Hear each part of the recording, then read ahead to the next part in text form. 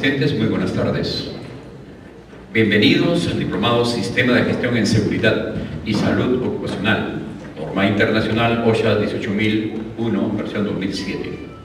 Muy bien, en esta oportunidad vamos a presentar a ustedes un tema muy relevante y de mucha importancia por sus aplicativos en la gestión de las empresas y sobre todo en las inspecciones de trabajo. En esta oportunidad presentamos a ustedes el tema Auditorías en Seguridad y Salud Ocupacional.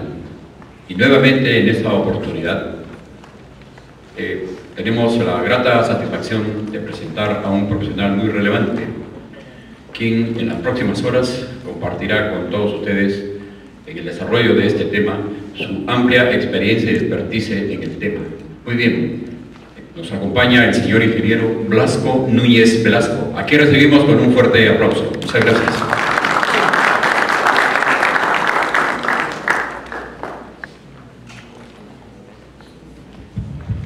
Buenas tardes a todos. Bienvenidos a la exposición del día de hoy. Fiel a mi estilo, pero con varias caras conocidas de ahí.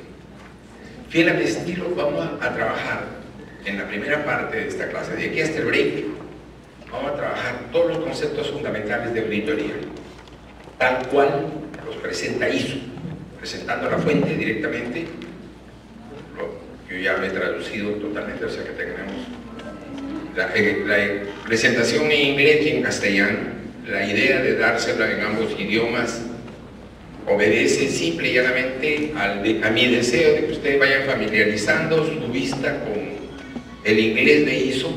Normalmente cuando uno llega a la realidad de una empresa en la cual uno tiene que actuar, en la cual uno se va a desempeñar, normalmente le dan manuales en inglés a uno. Normalmente le dan manuales en inglés a uno. Y esto se debe simple y llanamente a que desafortunadamente las traducciones de las cuales disponemos en la web, entre busco una traducción, hay varias traducciones, adolecen de una serie de defectos, unas pequeñas, otras más grandes, pero hay defectos. Los defectos de traducción propios de la mala interpretación. Antes de traducir de un idioma a otro idioma, debemos interpretar el sentido de lo que ha querido decir el que escribió originalmente eso. Es la interpretación. Una vez que uno sabe qué es lo que ha querido decir, entonces recién lo pone en las palabras del propio idioma. Eso es traducir. Entonces, por errores de interpretación, la mayor parte de veces tenemos una serie de errores en traducción. En el caso de ISO, lo más común es utilizar la palabra requisito en vez de requerimiento. Requisito es compulsivo, el requisito es obligatorio, el requerimiento no es obligatorio. ISO no es obligatorio para nadie.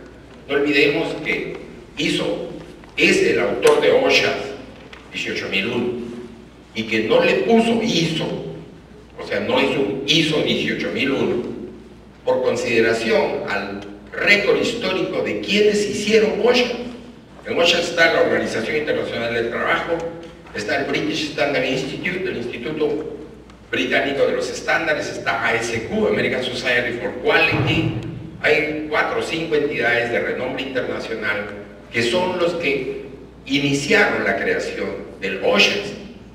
Entonces, cuando se le pide a ISO que haga un estándar que tenga que ver directamente con la salud ocupacional, y cuando se le pide con toda claridad prevención de accidentes laborales y prevención de enfermedades ocupacionales, son dos cosas totalmente diferentes.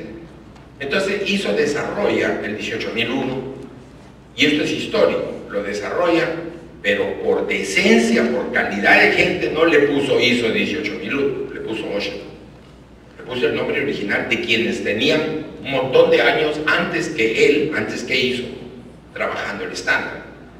Entonces, y es por eso que se sigue llamando OSHA u OSHAs. El cambio es simplemente cambio de lugar en las iniciales. El significado al fin y al cabo es el mismo. Lo que pasa es que uno rige más para Estados Unidos, el otro rige más para toda el área europea. Entonces, ISO es el autor, indudablemente, del OSHA 18001, pero no le he puesto ISO, le he puesto OSHA. Hoy vamos a trabajar de la misma fuente. Yo tengo ya traducido todo el vocabulario de auditoría. Antes de empezar a presentarles lo que es auditoría propiamente dicha en 18001, quiero dejar en claro lo siguiente: hay un ISO especial de auditorías. Hay un ISO especial de auditorías, o sea, existe un estándar para ejecución y manejo de auditorías de todos los ISOs. Ese es un ISO que es solamente para auditorías. Sin embargo, en el caso de OSHA, cada uno de los estándares tiene un vocabulario especial. El 9000 tiene su vocabulario de 9000, el 14000, el 18000, que es el que vamos a trabajar, tienen vocabularios específicos para cada estándar. En el caso de la auditoría, lo que tiene estándar es el vocabulario solamente. Entonces vamos a conocer ese vocabulario. Vamos a demorarnos lo menos posible de aquí hasta el break en conocer el significado de ese vocabulario, los términos que están en ese vocabulario, porque de esa manera, en la segunda parte, cuando tratemos el estándar, entonces ya no tengo que estar explicando palabra por palabra, sino que ya ustedes por lo menos tienen el contexto. El material que vamos a exponer en clase hoy se le va a ser entregado a ustedes íntegramente. Este es el original. Arriba dice ISO 19011, definiciones de auditoría, traducidas al inglés pleno o al inglés culto.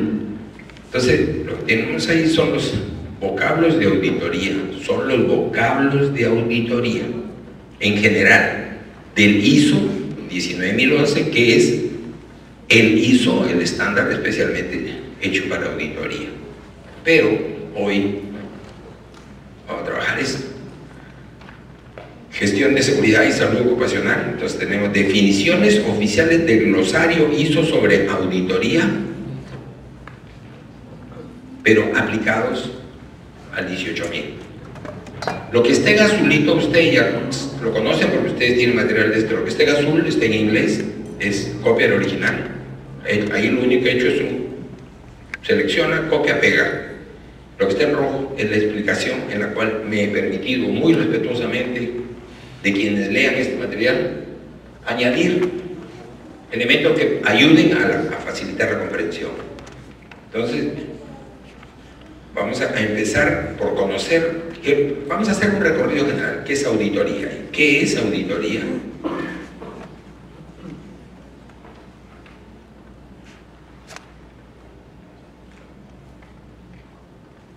¿Qué es criterio de auditoría o criterios de auditoría? ¿Qué son criterios de auditoría? ¿Qué es un auditado? ¿A quién le están ajustando las cuentas? ¿Qué es una evidencia de auditoría? ¿Qué es un hallazgo de auditoría? ¿Qué es un auditor?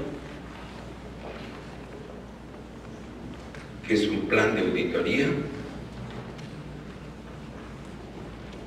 ¿Y qué es el alcance de la auditoría? Con esa terminología nosotros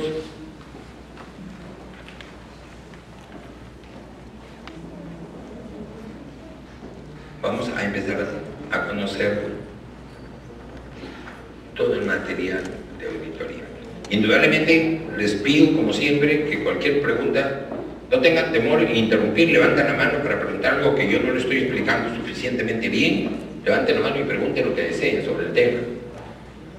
Entonces, la metodología es la de siempre, ¿no? En azul, inglés, y ahí está abajo lo que corresponde a este pedacito de azul. Dice, auditoría es un proceso de búsqueda de evidencia. Auditoría, un proceso de búsqueda de evidencia. Evidencia es aquello que es evidente, que no necesita que lo explique, no necesita que lo señale. Evidente, simple y llanamente, es cuestión de verlo y darse cuenta de que no necesito explicación para entenderlo. Es evidente que en este momento es de día, eso es una evidencia. Entonces, las auditorías se basan en búsqueda de evidencias. Y evidencias están basadas en hechos. Lo que no podemos hacer de ninguna manera en una auditoría, no deberíamos por lo menos hacer, es apoyarnos en presunciones. Yo creo que, yo asumo que esas presunciones no son válidas como herramienta de trabajo en las auditorías. Las auditorías tienen que estar basadas en hechos concretos, en cosas que podemos probar. Entonces, continuemos con esto. Una auditoría es un proceso de búsqueda de evidencia. Y ahí le pongo yo la aclaración. Entender evidencia como sinónimo de prueba. Es decir, que una evidencia es la prueba de la existencia de algo que no está funcionando como debería funcionar. Cuando le hacen una auditoría a un cajero, y no vale, los bancos hacen auditoría todos los días, a la hora de cierre de ventanillas, a las 6 de la tarde hacen auditoría a todititos los ventanilleros. Antes de guardar la plata del cierre de cada ventanilla, le hacen una auditoría. Una auditoría es: ¿con cuánto empezaste? Con 40. ¿Cuánto has recibido? 60, 100. ¿Cuánto has pagado? 30, te quedan 70. Muéstramelos. Cuéntamelos, delante mío, cuéntamelos. Ahora sí, conforme se firma la hoja de auditoría, le llaman arqueo. Es una auditoría. Una auditoría. Cuando nosotros estamos hablando de 18.001, vamos amarrando esto a 18.000, vamos amarrándolo a ollas. ¿De qué es lo que debe tener accountability o debe ser contable? Contable en el sentido de cuantificable dentro del ollas. ¿Qué es lo que debe ser cuantificable? Vale la pena que recordemos aquí algo que es bien, bien importante. Hay ISOs que dependen de la secuencia de agregación de valor que nosotros como seres humanos le vamos haciendo. Pero hay ISOs como el 14 y el 18 que no dependen de nosotros. O sea, ahí no hay agregación de valor. Vamos a explicar eso porque vale la pena. Cuando en el ISO, vamos a poner un ejemplo de ISO 9001 en su versión 2008, secuencia de agregación de valor.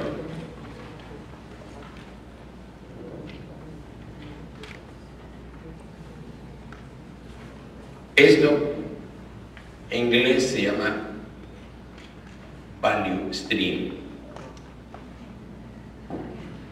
el camino del valor. Value stream, la vía del valor.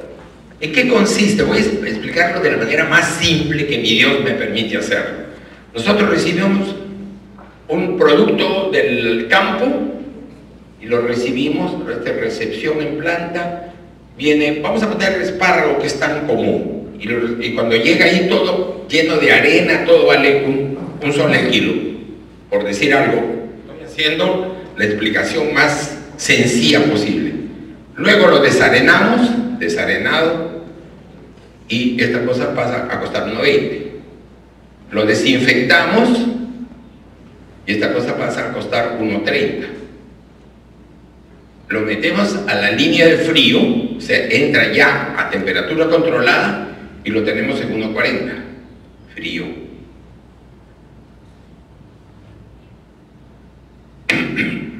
Lo lavamos, está en 1.50. Lo clasificamos por grosor, ya lo tenemos en 1.80. Lo pelamos, lo tenemos en 2. Lo cortamos de acuerdo al tamaño del frasco y lo tenemos en 2.20. Lo metemos a un frasco y pega un salto hasta 3 por el costo del frasco. Le agregamos líquido de gobierno y se va a 3.30. Lo mandamos a esterilización, autoclavado. Esta cosa se va a 4 de un solo pepazo, porque esto es lo que le va a estirar el ciclo de vida, lo va a hacer duradero hasta que llegue a cualquier parte del mundo.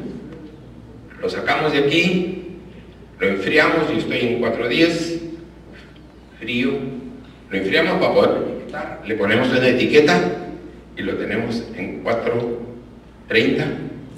Lo metemos a una caja de cartón, los frasquitos, y lo tenemos en 4.50 y lo pasamos al almacén de productos terminados. Una materia prima que entró con 1 termina la secuencia de agregación de valor con 4.50. Hemos hecho una agregación de valor. En cada uno de estos pasos, de estos procedimientos, lo que nosotros estamos haciendo es colocarle un atributo a la materia prima. Le estamos colocando un atributo que hace que la materia prima valga más de lo que costaba cuando entró. Entonces entró en 1 y sale en 4.50. ¿Quién hace esto? El ser humano. Esto es obra del ser humano. El hombre hace esto. Muy bien. Este es el ISO 9001. Vamos al ISO 14001. Y de Yapa, acomodémonos ahí con el OSHAS 18001, que es lo que nos ocupa el día de hoy.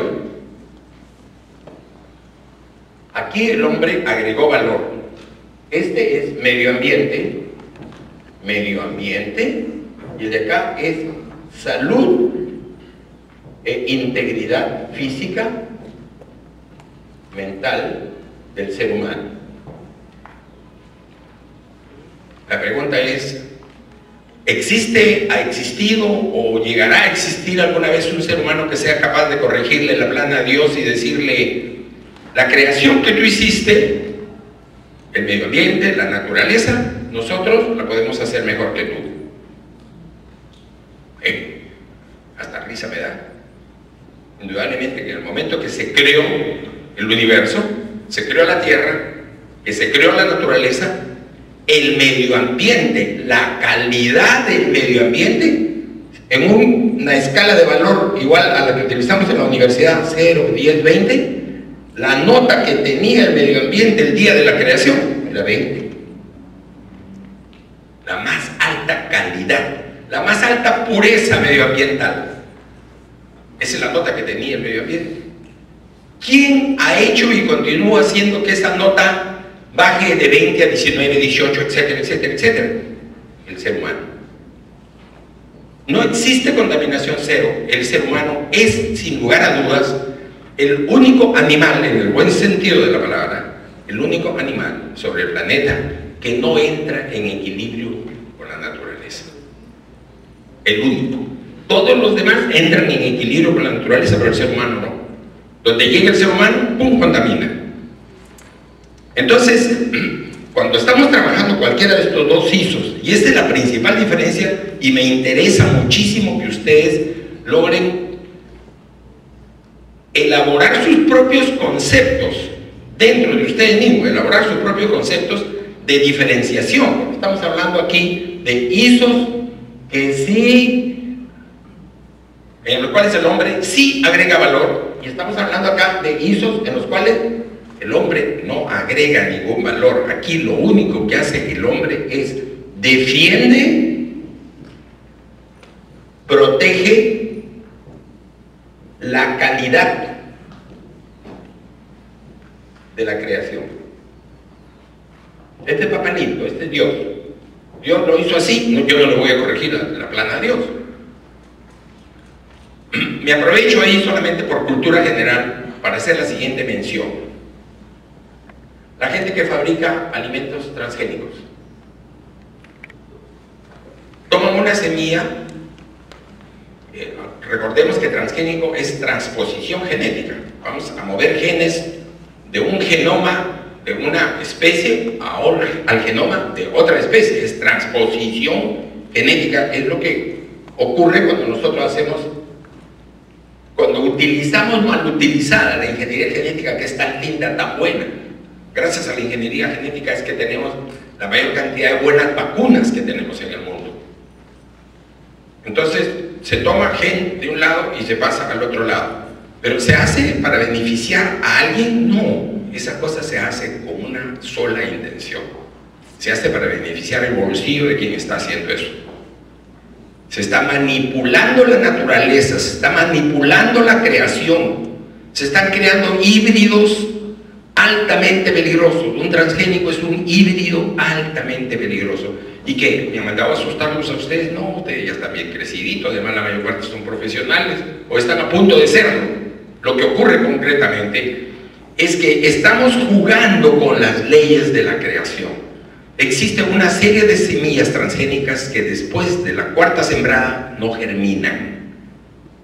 Esa cosa se llama Mule Syndrome, el síndrome de la mula. La mula, ustedes saben que es cruce de un burro con una yegua, pero la mula no queda jamás preñada. Eso que yo les acabo de decir, Mule Syndrome, es el síndrome de la mula, es varias semillas, pero cuando digo varias, a ver, vamos un poco, no lo dejemos así ambiguo. De todas las semillas que han sido manipuladas y que siguen siendo manipuladas genéticamente, ¿cuáles sí, cuáles no? O sea, cuantifiquemos porcentualmente. El 95% de las semillas manipuladas con ingeniería genética, después de 4 o 5 generaciones, o sea, 4 o 5 siempre, no germinan más. Esa cosa espantó a la gente que hace esto, y lo espantó tan espantados que a raíz de eso se creó los famosos bancos de semillas, los bancos de esperma, los bancos de genoma, porque sí, va a llegar un momento que nos vamos a crear la dependencia de cultivar puros transgénicos y va a llegar un momento que ya no germinan. Nos vamos a quedar sin maíz amarillo duro, nos vamos a quedar sin sorgo, nos vamos a quedar sin trigo transgénico, nos vamos a quedar sin trigo en general. Muy bien, volvamos al tema. Aquí la participación del ser humano es única y exclusivamente una participación de defensa, de protección. Defiende, protege. ¿Qué defiende y protege? La obra de la creación, por amor de Dios, cuando tenía nota 20. ¿Cuál es la chamba de los ingenieros ambientalistas? Impedir que ese 20 se venga a 18, a 17, a 16 y que en determinado momento se ponga en 10, en 8, jalado. ¿Cuál es? Si tuviéramos que definir procesos y procedimientos con respecto al OSHA 18.000, ¿cuál es la obligación de la gente que trabaja en OSHA? ¿Por qué es que es cada día más deseable que la gente que trabaja en OSHA tenga una formación previa en ciencias médicas? Porque esa cosa se ha llenado de un montón de aficionados. Se leen un papelito que dice OSHA y ya se sienten expertos en OSHA. Yo, gracias a Dios, no trabajo en OSHA, lo enseño, sí, pero no trabajo en eso. Es una tremenda responsabilidad. ¿Por qué? Porque hoy que tenemos la ley 29783 dada por este gobierno, acompañada de su reglamento, el 005, ¿qué nos pide realmente? ¿Para qué ha sido creada esa ley? Respondámosla con franqueza, sin hipocresías. Esa ley ha sido creada con el objetivo de evitar de que una persona que entra sana a servir a una empresa, un día nosotros la despidamos porque está enferma, pero que nosotros somos los culpables de su enfermedad. Y nomás le decimos, chao.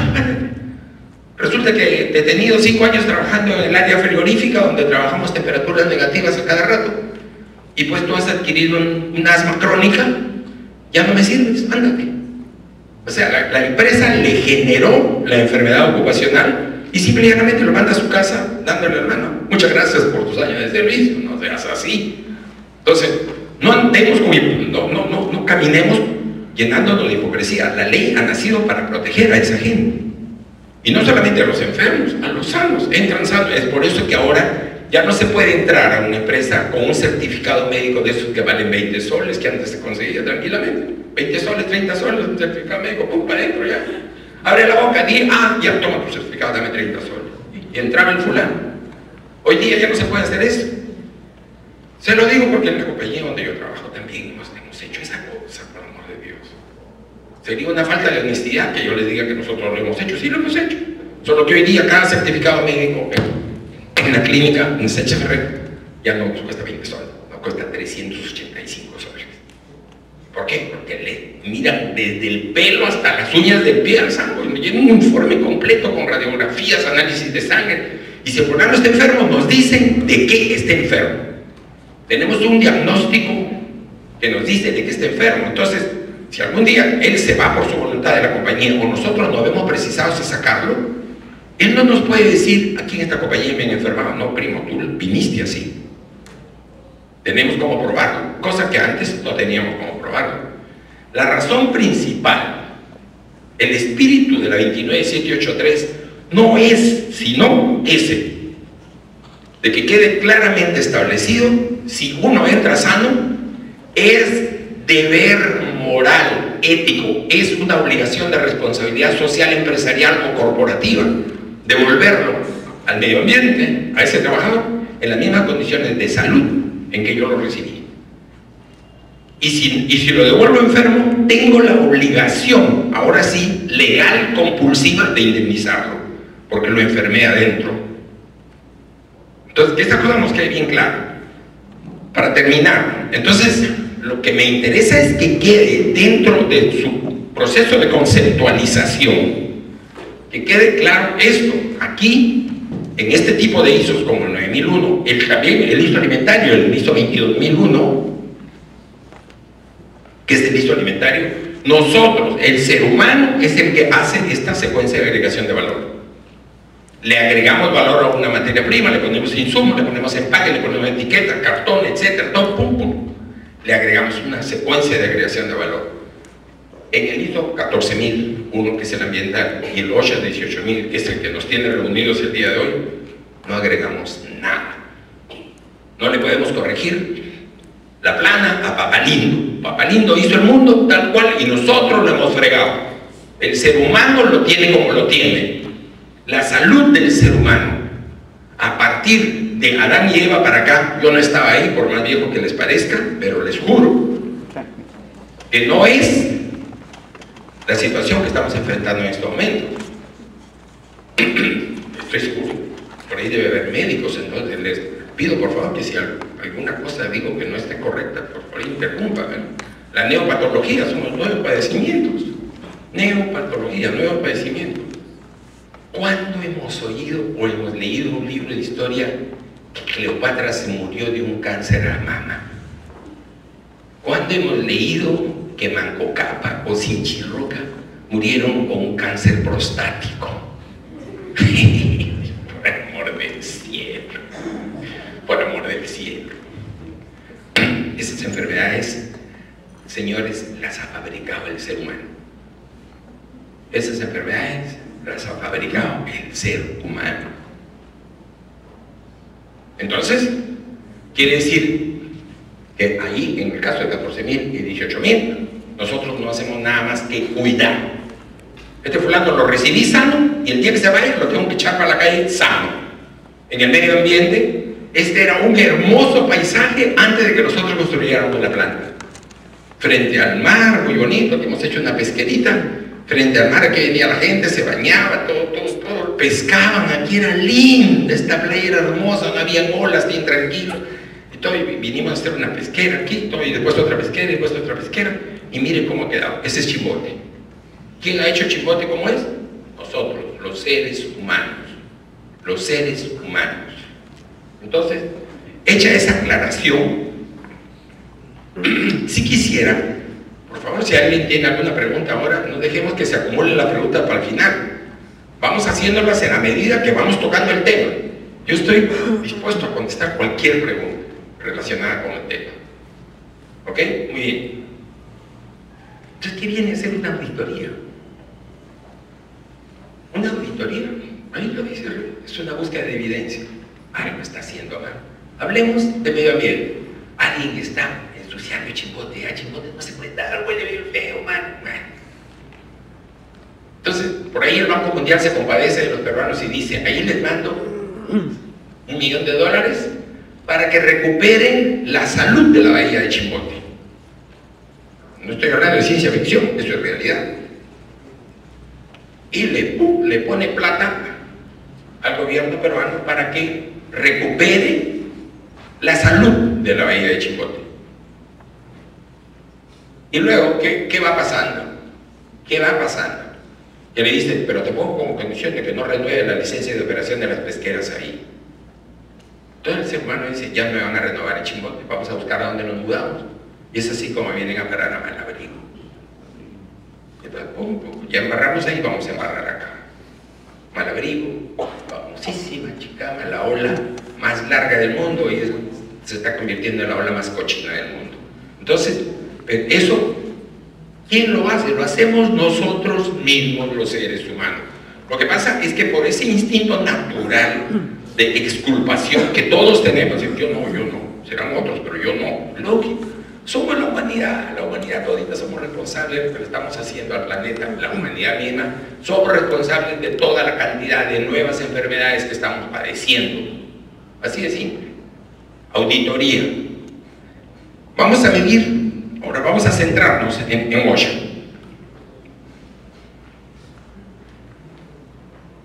¿Cuántos accidentes, como accidente laboral, o incidentes, para ser más puntual con respecto a la norma, cuántos incidentes tuvimos en el 2010? 100. En el 2011, 150. En el 2012, 200. ¿Cuántos esperas para el 2013? Si seguimos con el crecimiento que nos indica la escala, nada más estadística, ya podríamos decir cuánto vamos a tener. No, pero espérate un ratito, pues que hay que tener en consideración que en el 2009 o el 2010 teníamos 300 trabajadores. El 2010 pasamos a 800 trabajadores, después hemos pasado a 1000 trabajadores, estamos en 1500 trabajadores. Es indudable que a mayor cantidad de trabajadores el riesgo suba. Entonces estamos teniendo más incidentes porque está subiendo la cantidad de trabajadores. Entonces ahí hay una explicación. ¿Qué ocurre en una compañía cuando no aumenta el número de trabajadores y tiene un incremento permanente en el número de incidentes? No nos vayamos por las ramas. Yo ya estoy muy viejo para contarme cuentos a mí mismo. Entonces, si tengo la misma cantidad de trabajadores y simple y llanamente tengo 2009, 40 accidentes, 2010, 50 accidentes, 2011, 60 accidentes, 2012, 100 accidentes. Por amor de Dios, no se necesita ser un genio para darse cuenta que ahí hay algo que anda mal. Hay alguien que no está gestionando el riesgo. Hay alguien que no está gestionando el riesgo. Gestionar, sinónimo de administrar, de gerenciar, de controlar. No está controlando el riesgo. Hay compañías en las cuales todavía hay gente que no sabe definir el riesgo de peligro. Y tienen un montón de trabajadores trabajando para ellos. Entonces, lo que ocurre es que siempre pensamos, no, esa cosa no me pasa a mí, hombre. Siempre anda pensando en cosas chuecas. Dice que, ¿qué pasa si se nos mata un hombre? Siempre anda pensando. No ocurre hasta que ocurre. Y el día que ocurre, nos agarra en la mera calle. Tenemos una declaración de nuestro Comité de Seguridad Ocupacional. No. ¿Hemos ido ya a hacer esa declaración al Ministerio de Trabajo? No. ¿Lo teníamos asegurado al muertito contra accidentes laborales? No. ¿Y qué estamos creando ahí? ¿Saben lo que estamos creando? Una desgracia personal que ninguno de nosotros la quiere para nosotros. Una familia que se queda sin la persona que es el sostén de esa familia, mujer, hijos, todo que han venido ahí. ¿Y qué hacen normalmente las compañías irresponsables? Le mandan una hermosa corona de flores, cafecito para que tomen los que van a acompañar al muertito antes de enterrarlo, y hasta trago mandan, a ver si se arma una jarana ahí. ¿Pero qué? Y las consecuencias reales, las consecuencias de tipo legal, las consecuencias de tipo moral, por amor del cielo. ¿Dónde están los principios, los valores que nosotros debemos aplicar en ese sentido? No los ejercemos. Pero si nos sucediera a nosotros, ahí ya no nos gusta. Ahí ya no nos gusta. Ahí no, yo voy y armo y reclamo. Pero es natural. Somos seres humanos. En eso sí nos parecemos todos. En eso somos igualitos todos.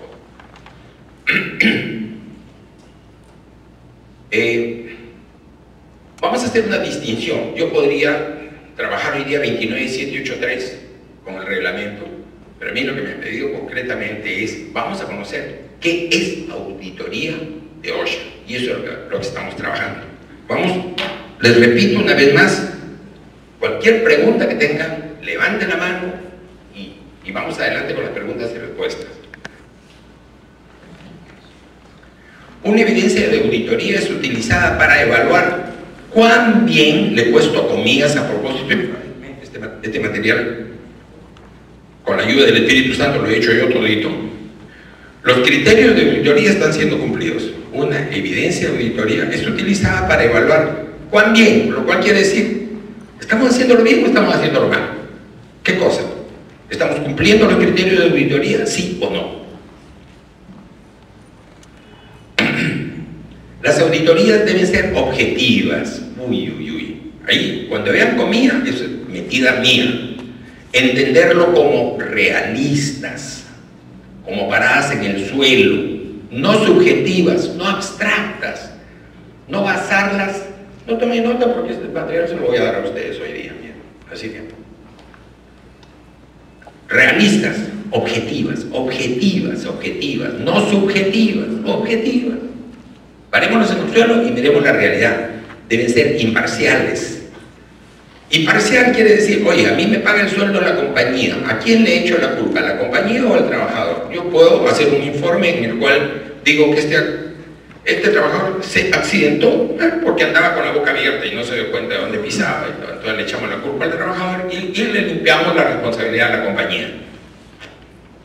¿Por qué? Yo soy empleado de la compañía, pues está loco. ¿Cómo le voy a cargar la culpa a la compañía que me paga mi sueldo?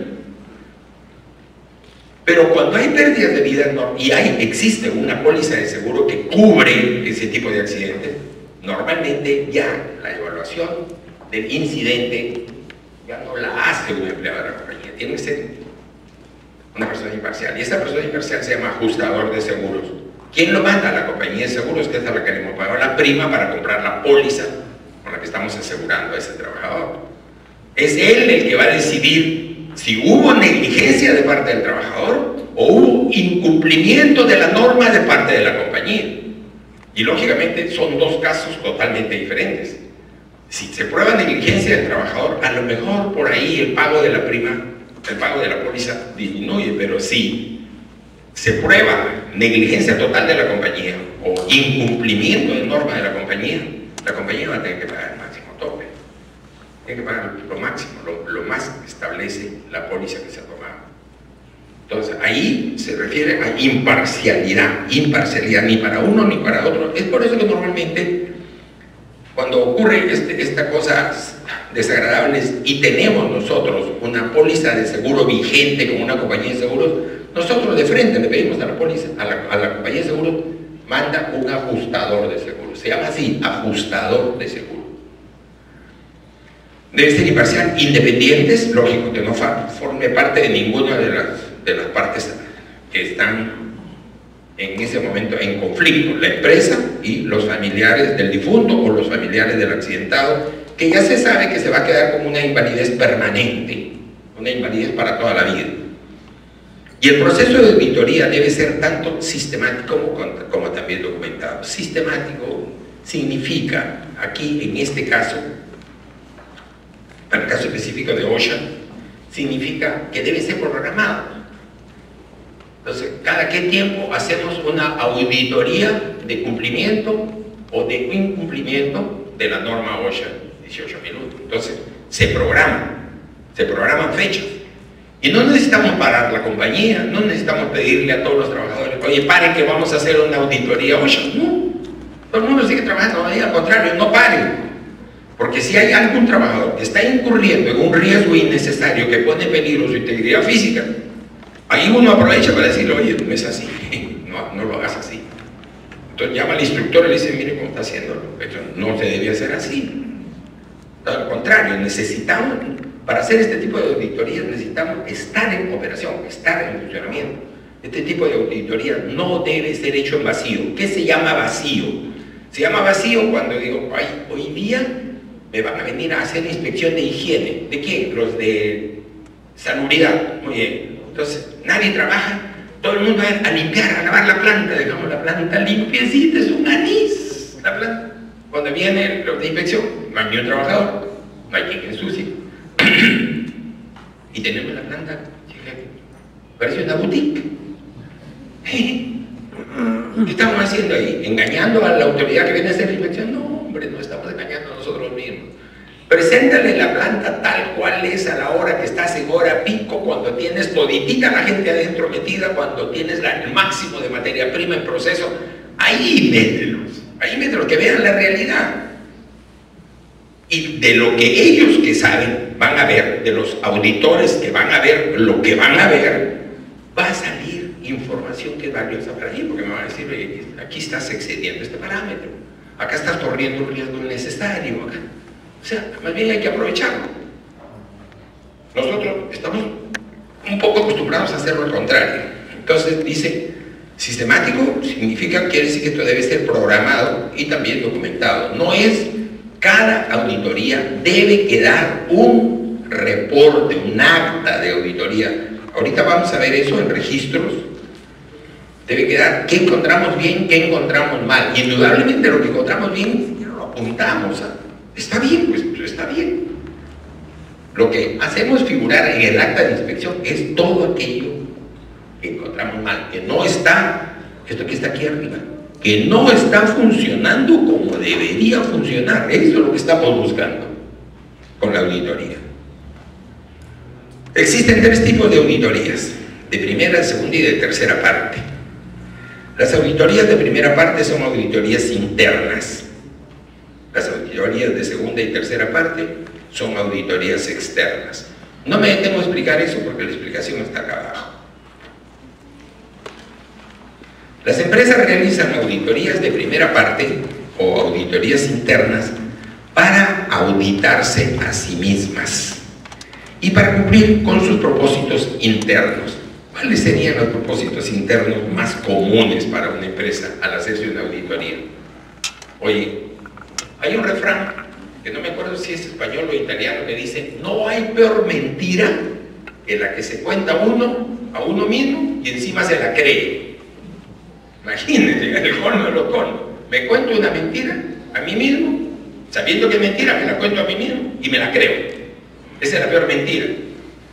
En estos casos, ¿cuál sería la peor mentira? Hacernos creer a nosotros mismos de que nuestro sistema de seguridad, de protección al trabajador está funcionando bien cuando no está funcionando bien. Esa es una mentiraza.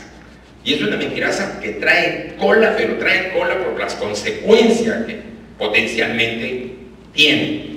Digo potencialmente porque si yo no sé distinguir entre un riesgo y un peligro y dejo que un trabajador pase de riesgo a peligro y no le digo nada, y no lo prevengo, y no lo entreno, no lo capacito, no se lo hago ver, simple y llanamente lo único que estoy dejando es en cualquier momento se va a matar. Voy a estar atento aquí para ver a la hora que se mate. No pues. ¿No? De repente si lo filmo y me gano una platita por filmar el vivo cuando estaba vivo y muerto cuando estaba muerto, que es el mismo. No. Entonces esas cosas tenemos nosotros que entenderlas como, en primer lugar, objetividad, que ya lo tocamos en el párrafo anterior. Segundo, sistematicidad, lo cual quiere decir, con cierta periodicidad nosotros debemos hacer ese tipo de examen. Una auditoría es un examen. El arqueo de caja, que como decía al principio, que le hacemos a los cajeros de los bancos a las 6 de la tarde, que le hacen a los cajeros a las 6 de la tarde, todos los días antes de cerrar. O sea, antes cierra el banco y se queda todo esto de arqueo. Esa es una auditoría. Esa es una auditoría. No, que criolla se llama arqueo. Toda la auditoría que se hace a los cajeros se llama arqueo. Es una evidencia. Entonces, las de primera parte internas es para auditarse a sí mismas, para no contarme mentiras a mí misma, haciéndome creer que estoy bien, que estoy funcionando bien, y para sus propósitos internos. Estos propósitos internos principalmente están referidos a la calidad. Están referidos a calidad. Es decir, si nosotros tenemos un equipo de calidad encargado de manejar OSHA 18001 dentro de la planta y nosotros no podemos agregarle valor al estado de salud del trabajador, ¿le podemos agregar valor? No. ¿Qué es lo único que podemos hacer? Cuidar que no le pase nada. Cuidar que no se accidente, cuidar que no se enferme. Hasta ahí llegamos nosotros, en estos dos ISOs.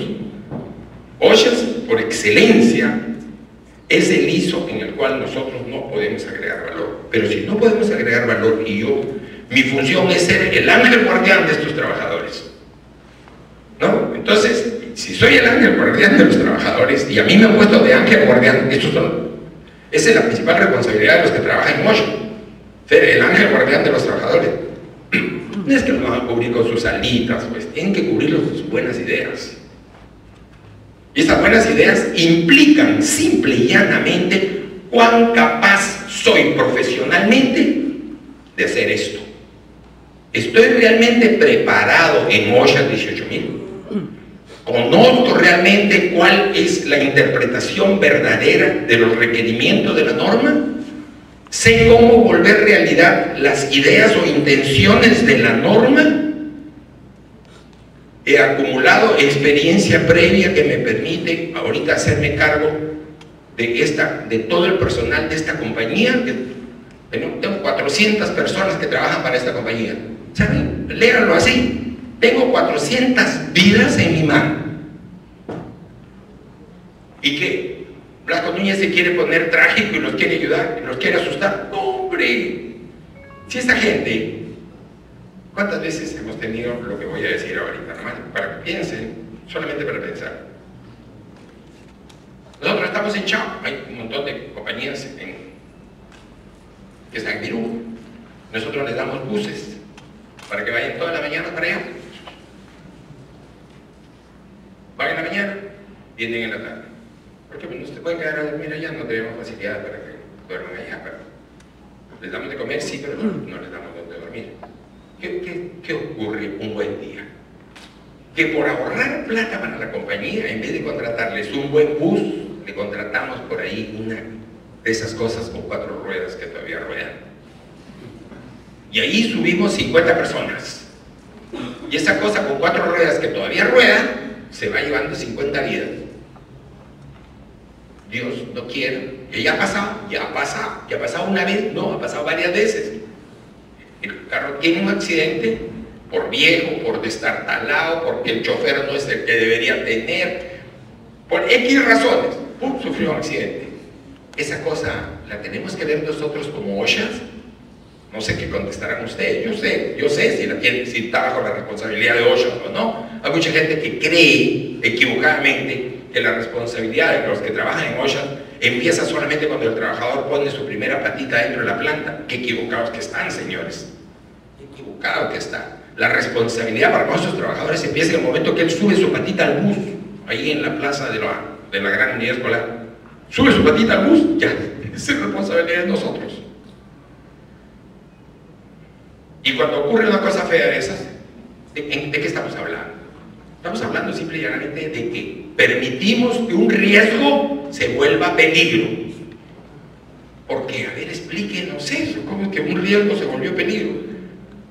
Si ya hacerlos que viajen todos los días, mañana y tarde, mañana de ida, tarde de regreso, es hacerlos correr un riesgo, es un riesgo, tengo que minimizar el riesgo. ¿Y cómo minimizo el riesgo? Oye, ponles un buen bus, que sea una compañía seria, que sea un chofer preparado, que la gente se sienta que viaja cómoda, etc. Pero yo, por economicista, no por economista, por economicista, por monetarista, por tacaño, los mando en un bus de esos destartalados, los subo ahí. Claro, la gente necesita trabajar, se sube. En un accidente, desde ese momento que la gente está bajo nuestra responsabilidad, de que nosotros respondemos por sus vidas. Dios no quiere, bueno, los accidentes que nosotros hemos tenido han sido todos muy leves, pero sí ha habido gente que ha matado ya 20 por utilizar buses viejos, choferes que no descansaban, etc. ¿Por qué? Por ahorrar centavitos. Estamos volviendo un riesgo, lo estamos volviendo peligro. Un riesgo lo estamos volviendo peligro. En el momento que nosotros mismos, que trabajamos en OSHA dentro de una compañía, agarramos un riesgo y lo convertimos en peligro, no estamos arriesgando nuestro propio pellejito, estamos arriesgando el pellejo de nuestros trabajadores. Dios no quiera, pero cuando esto ocurre, ojalá que no vuelva a ocurrir nunca, pero sigue ocurriendo. Y sigue ocurriendo simple y llanamente porque el establecimiento de una política una política.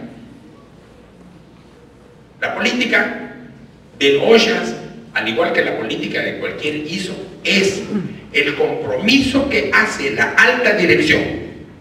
Así lo dice ISO, pero yo lo voy a voltear, nada más que para que tenga mayor sentido para ustedes. Es el compromiso que hace el directorio, conformado por los dueños de la empresa, de proteger la integridad física y mental de los trabajadores que están haciendo que su empresa funcione. Y ellos en determinado momento van a encontrar gente, porque existe desafortunadamente gente que le va a decir: ingeniero, he cambiado, ya no utilizamos a línea, he conseguido una compañía con unos bucecitos todos, nos vamos a ahorrar ahí 30,000 soles mensual. Qué bien, ingeniero, muy bien. Pues no, va a mirar los buses que han contratado por menos de lo que nos cobra línea, y lógicamente son buses altamente peligrosos. Estoy convirtiendo un riesgo en peligro. Pregunta simple y muy directa. ¿Se está entendiendo?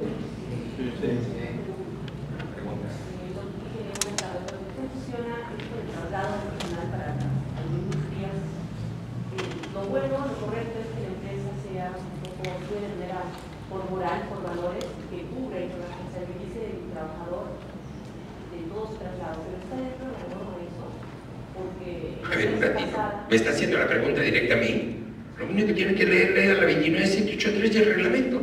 Desde el momento que el trabajador está bajo el poder de decisión de la empresa o de su representante, está bajo responsabilidad, es responsabilidad de la compañía.